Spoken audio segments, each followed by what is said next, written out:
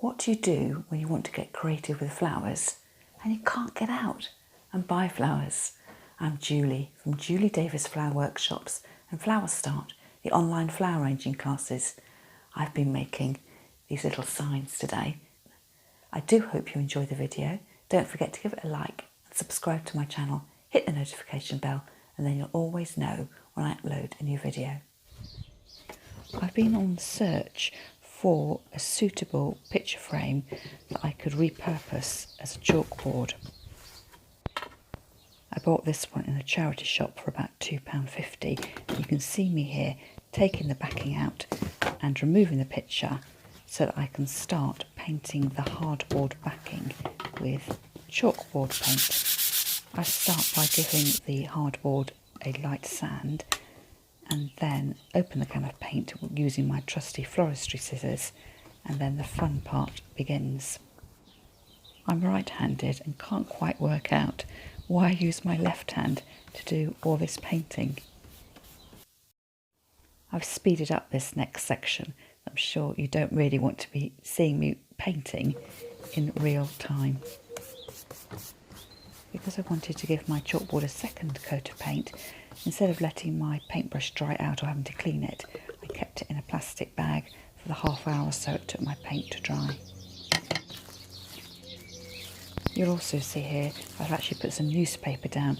I was getting a tiny bit of paint on my patio table and actually on a jumper I was wearing as well. So really you do need to make sure you're wearing an apron when you're doing your painting. Because of the beautiful weather we've been having recently, the chalkboard took hardly any time to dry, and you'll see me here putting it back into the picture frame and just clipping down the little hooks to hold it firmly in place. I was really pleased with the way my chalkboard turned out, and of course I could use chalks to actually write a message on it, but I've decided to use my Cricut machine and print out some vinyl decals, and this is my machine cutting away.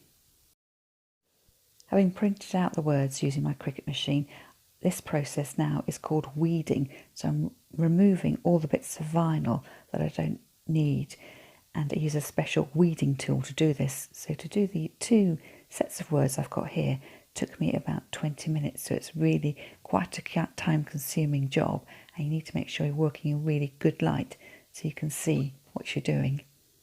I've cut away the bits of vinyl that didn't have any printing on them so I can use those for smaller projects.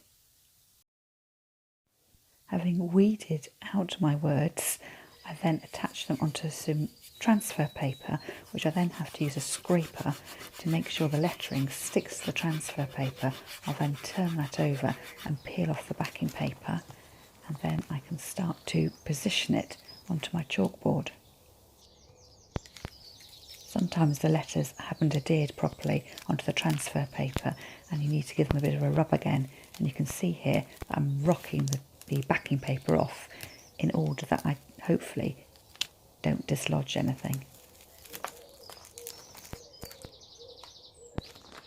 Now that I've removed the backing paper, I need to position the words centrally onto my chalkboard. You can eye this up or use a tape measure just to make sure it is in the exact place you want it to be. I'm smoothing out the contact paper, starting in the centre and working my way out. So I just remove any air bubbles, and then I use my scraper to go over the individual letters, and this is what adheres them to the chalkboard. And then the process of rocking off the transfer paper, working my way slowly down, and if any of the letters lift, you'll see me scraping back again just to hold them really firmly in place.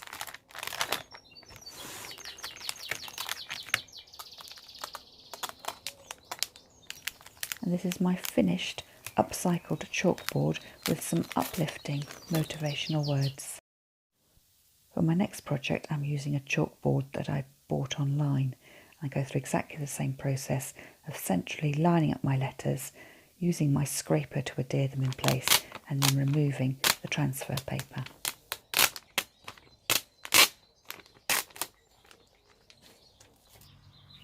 And here's a before and after for you. leave me a comment and let me know whether you'd like me to add the Eat, Sleep, Flowers repeat to the shop on my website.